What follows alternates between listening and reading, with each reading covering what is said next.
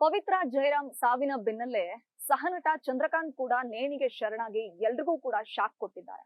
ಪವಿತ್ರ ಜಯರಾಮ್ ಹಾಗೂ ಚಂದ್ರಕಾಂತ್ ಇಬ್ರು ಕೂಡ ಸ್ನೇಹಿತರು. ಅವರಿಬ್ಬರ ಮಧ್ಯೆ ಒಡನಾಟ ಇದೆ, ಅನ್ಯೋನ್ಯ ಸಂಬಂಧ ಇದೆ ಅನ್ನುವಂತ ವಿಚಾರ ಪವಿತ್ರ ಜಯರಾಮ್ ಅವರ ಸಾವಿನ ನಂತರ ಬೆಳಕಿಗೆ ಬಂದಿತ್ತು. ಆದ್ರೆ ಇವತ್ತು ಪವಿತ್ರ ಜಯರಾಮ್ ಅವರ ಸಂಬಂಧಿಕರು ಒಂದ್ ರೀತಿಯಲ್ಲಿ ಸ್ಟೇಟ್ಮೆಂಟ್ ಅನ್ನ ಕೊಡ್ತಿದ್ದಾರೆ. ಪವಿತ್ರ ಅವರ ಮಕ್ಕಳು ಒಂದೊಂದು ರೀತಿಯಲ್ಲಿ ಸ್ಟೇಟ್ಮೆಂಟ್ ಅನ್ನ ಕೊಡ್ತಿದ್ದಾರೆ. ಈ ಕಡೆ ಚಂದ್ರಕಾಂತ್ ಅವರ ತಾಯಿ ಮತ್ತೆ ಚಂದ್ರಕಾಂತ್ ಅವರ ಪತ್ನಿ ಕೂಡ ಹೇಳಿಕೆಗಳನ್ನ ದಾಖಲಿಸ್ತಾ ಇದ್ದಾರೆ ಪೊಲೀಸರ ಮುಂದೆ.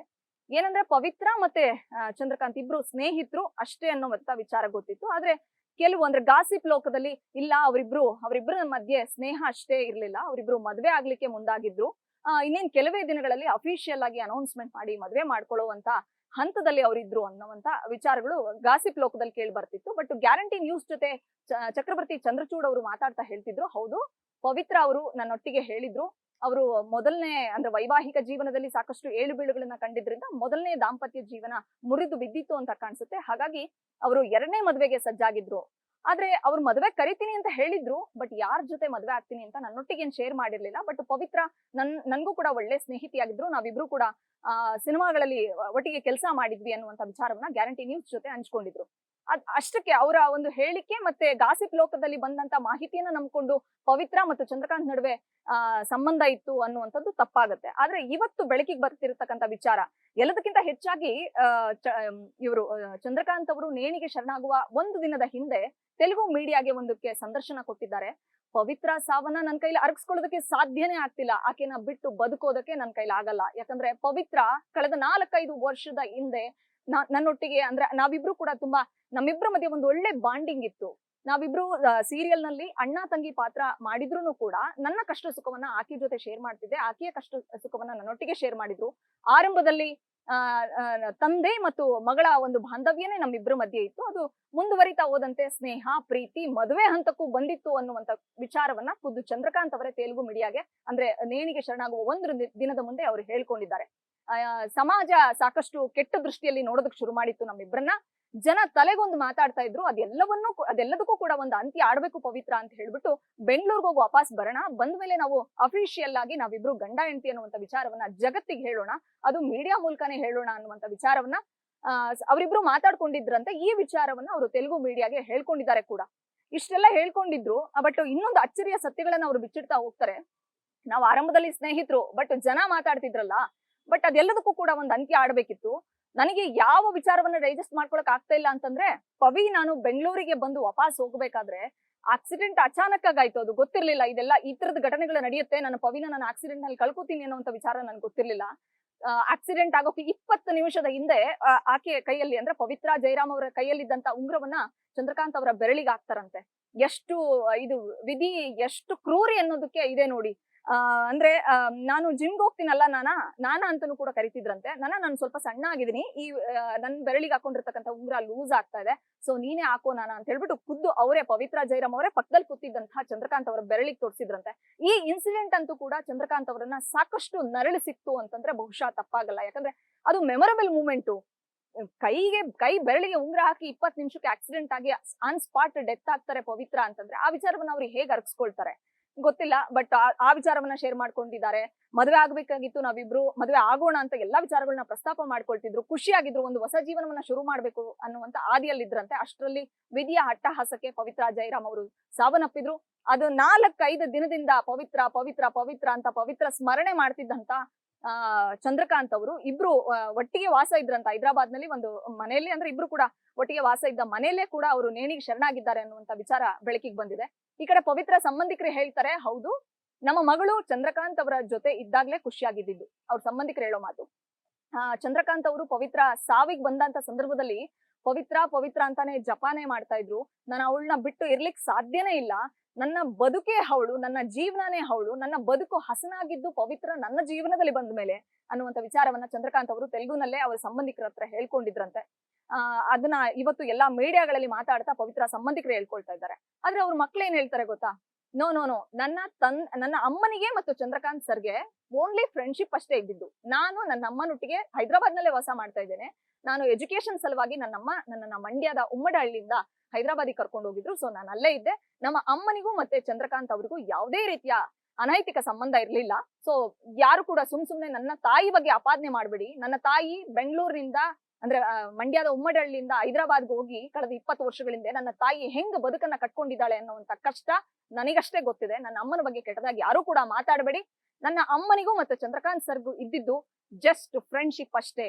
ನನ್ನ ಅಮ್ಮ ಸತ್ತಾಗ ಅವರು ಜೊತೆಗೆ ನಿಂತ್ಕೊಂಡ್ರು, ಬಂದ್ರು ನಮ್ಮೂರಿಗೆ. ಒಬ್ರು ಸ್ನೇಹಿತರಾಗಿ ಯಾಕೆ ಬರಬಾರ್ದ ಸಾವಿಗೆ? ಯಾಕೆ ಸ್ನೇಹಿತರಾಗಿದ್ದವರು ಬಂದು ನೋಡಬಾರ್ದ ಕಷ್ಟ ಸುಖದಲ್ಲಿ? ಅವರು ಅದೇ ರೀತಿ ಬಂದಿದ್ರು, ನಮಗೂ ಕೂಡ ಸಾಂತ್ವನ ಹೇಳಿದ್ರು. ನಾವು ಕೂಡ ಚಂದ್ರಕಾಂತ್ ಸರ್ಗೆ ಹೇಳಿದ್ವಿ, ಫ್ರೆಂಡ್ಶಿಪ್ ಇದ್ದಿದ್ರಿಂದ ನೀವು ಕೂಡ ಧೈರ್ಯ ತಂದ್ಕೊಳ್ಳಿ ಅಂತ.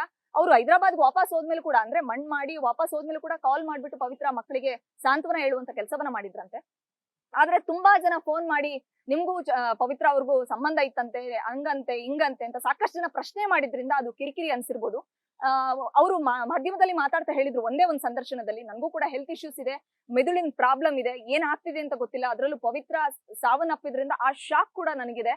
ನಾನ್ ಏನ್ ಮಾತಾಡ್ತಿದೀನಿ, ನನಗೆ ಏನ್ ಆಗ್ತಿದೆ ನನಗೆ ಗೊತ್ತಿಲ್ಲ. ನಾನು ಸತ್ತು ಪವಿತ್ರ ಉಳ್ಕೊಂಡಿದ್ರೆ ಬಹುಶಃ ಚೆನ್ನಾಗಿರ್ತಿತ್ತು. ಆ ಭಗವಂತ ಈ ವಿಚಾರದಲ್ಲೂ ಕೂಡ ನಂಗೆ ಮೋಸ ಮಾಡ್ದ ಅಂತ ಹೇಳಿ ತುಂಬಾ ದುಃಖ ಪಟ್ಕೊಂಡು ತೆಲುಗು ಮೀಡಿಯಾಗೆ ಒಂದಕ್ಕೆ ಸಂದರ್ಶನವನ್ನ ಕೊಟ್ಟಿದ್ರು ಚಂದ್ರಕಾಂತ್ ಅವರು. ಬಟ್ ವಿಧಿ ಯಾರ್ಯಾರ ಬಾಳಲ್ಲಿ ಹೆಂಗ್ ಆಟ ಆಡುತ್ತೆ ಗೊತ್ತಿಲ್ಲ. ಬಟ್ ಪವಿತ್ರ ಮತ್ತೆ ಚಂದ್ರಕಾಂತ್ ಆರಂಭದಲ್ಲಿ ಸ್ನೇಹಿತರು ಇಬ್ರು. ತ್ರಿನಯನಿ ಅಂತ ಒಂದ್ ಸೀರಿಯಲ್ ಮಾಡ್ತಾರೆ, ಅಲ್ಲಿ ಅಣ್ಣ ತಂಗಿ ಪಾತ್ರವನ್ನ ಮಾಡ್ಬೇಕಾದಂತ ಸಂದರ್ಭ ಬರುತ್ತೆ.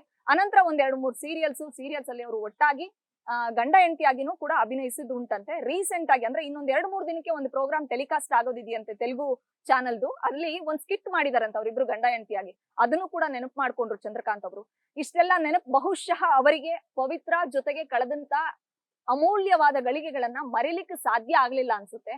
ಅವರೊಟ್ಟಿಗೆ ಅವ್ರಿಗಿದ್ದಂತ ಸಂಬಂಧವನ್ನ ಬಿಡಿಸ್ಕೊಂಡು ಬದುಕೋದಕ್ಕೆ ಕಷ್ಟ ಆಯ್ತು ಅನ್ಸುತ್ತೆ. ಹೀಗಾಗಿ ಪವಿತ್ರ ಡೆತ್ ಆದ ಕ್ಷಣದಿಂದ ಸಾಕಷ್ಟು ಸೋಷಿಯಲ್ ಮೀಡಿಯಾದಲ್ಲಿ ಅವರು ಟ್ವೀಟ್ ಗಳನ್ನ ಮಾಡ್ತಾ ಹೋಗ್ತಿದ್ರು.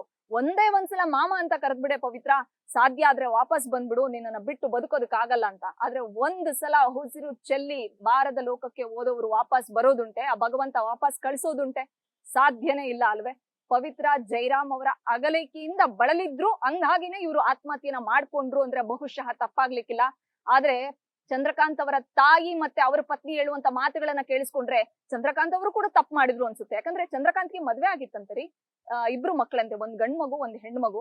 ಅವ್ರದ್ದು ಒಂದು ಸಂಸಾರ ಇದ್ದಾಗ ಮಗದೊಂದು ಸಂಸಾರದಲ್ಲಿ ಹೋಗಿದ್ದು ತಪ್ಪು ಅಥವಾ ಸರಿ ಅನ್ನುವಂತ ಪ್ರಶ್ನೆಯನ್ನ ವಿಶ್ಲೇಷಣೆ ಮಾಡುವಂತ ಸಮಯ ಸಂದರ್ಭ ಇದಲ್ದೇ ಹೋದ್ರು ಕೂಡ ಅವ್ರ ತಾಯಿ ಹೇಳ್ತಾರೆ, ನನ್ನ ಮಗ ನಮ್ಮ ಮನೆಗ್ ಬಂದ್ 5 ವರ್ಷ ಆಯ್ತು.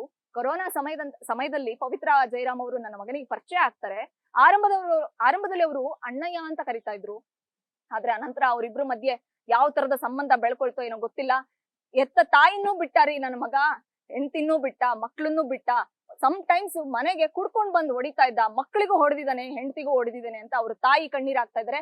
ಈ ಕಡೆ ಅವ್ರ ಪತ್ನಿ ಚಂದ್ರಕಾಂತ್ ಅವರ ಪತ್ನಿನೂ ಕಣ್ಣೀರಾಗ್ತಾ ಇದಾರೆ. ಕೌಟುಂಬಿಕ ವಿಚಾರದಲ್ಲಿ ಯಾರು ಯಾರನ್ನೂ ಕೂಡ ವಿಶ್ಲೇಷಣೆ ಮಾಡೋದಕ್ಕಾಗಲ್ಲ. ಯಾರು ಕೂಡ ಮೂಗನ್ನ ತೋರಿಸುವಂತ ಅವಕಾಶ ಅಥವಾ ಆ ಪ್ರಮೇಯನೇ ಬರೋದಿಲ್ಲ. ಅದು ಅವರವರ ಜೀವನ.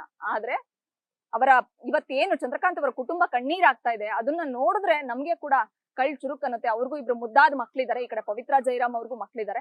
ಅವರವರ ವೈಯಕ್ತಿಕ ಅವರಿಬ್ರು ಒಂದಾಗಿದ್ದು ಅಥವಾ ಮದುವೆ ಆಗ್ಬೇಕಾಗಿದ್ದು ಅನ್ನೋದು. ಬಟ್ ಇವತ್ತು ಚಂದ್ರಕಾಂತ್ ಅವರ ಅಗಲಿಕೆ ಏನಿದೆ ಅಂದ್ರೆ ನರಳಾಟ ಏನಿದೆ, ಅವರು ಆತ್ಮಹತ್ಯೆ ಮಾಡ್ಕೊಂಡು ಸಾವನ್ನಪ್ಪಿದ್ದೇನಿದೆ, ಅದು ಪವಿತ್ರ ಜೈರಾಮ್ ಅವ್ರನ್ನ ಬಿಟ್ಟಿರ್ಲಿಕ್ಕೆ ಆಗದೆ ಅವ್ರು ಹೋಗಿದ್ದು ಅಂತ ಅನ್ಸುತ್ತೆ.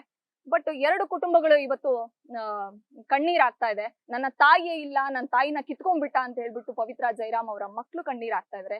ಈ ಕಡೆ ನನಗೆ ಗಂಡ ಇಲ್ಲ, ನನ್ನ ಮಗ ಇಲ್ಲ, ನನ್ನ ಮಕ್ಕಳಿಗೆ ಯಾರು ತಂದೆ ಅಂತ ಈ ಕಡೆ ಚಂದ್ರಕಾಂತ್ ಅವರ ತಾಯಿ ನನ್ನ ಮಗನ್ ಕಳ್ಕೊಂಡ ದುಃಖದಲ್ಲಿದ್ದಾರೆ. ಪತ್ನಿ ನನ್ ಗಂಡ ಇಲ್ವಲ್ಲ ಅನ್ನುವಂತ ಕೊರಗಲ್ಲಿ ಅವರು ಕೂಡ ಕಣ್ಣೀರಾಗ್ತಾ ಇದಾರೆ. ತಪ್ಪೋ ಸರಿನೋ ಗೊತ್ತಿಲ್ಲ. ಆದ್ರೆ ಪ್ರತಿಯೊಬ್ರು ಕೂಡ ಮನುಷ್ಯತ್ವದಿಂದ ಜೀವನ ಮಾಡಬೇಕಾಗತ್ತೆ ಅನ್ನುವಂತ ವಿಚಾರವನ್ನಷ್ಟೇ ಹೇಳ್ಬೋದು. ಆದ್ರೆ ಬಾರದ ಲೋಕಕ್ಕೆ ತಿರುಗಿ ಬಾರದೇ ಹೋಗಿರುವಂತ 2 ಜೀವಗಳ ಆತ್ಮಕ್ಕೆ ಶಾಂತಿ ಸಿಗಲಿ. ಚಂದ್ರಕಾಂತ್ ಅವರ ಸಾವಿಗೆ ನಿಜಕ್ಕೂ ಪವಿತ್ರನೇ ಕಾರಣ, ಅದೊಂದು ಈ ಕ್ಷಣಕ್ಕೆ ಪ್ರಶ್ನಾತೀರ್ಥ. ಬಟ್ 2 ಆತ್ಮಕ್ಕೆ ಶಾಂತಿ ಸಿಗಬೇಕು ಅನ್ನೋದಷ್ಟೇ ಈ ಕ್ಷಣದ ನಮ್ಮೆಲ್ಲರ ಉದ್ದೇಶ. ಬೆಂಗಳೂರಿನಿಂದ ಕ್ಯಾಮ್ರಾ ಪರ್ಸನ್ ಯುವರಾಜ್ ಜೊತೆ ವಿಶಾಲಾಕ್ಷಿ, ಗ್ಯಾರಂಟಿ ನ್ಯೂಸ್. ಇದು ಸುದ್ದಿ ಖಚಿತ, ನ್ಯಾಯ ನಿಶ್ಚಿತ.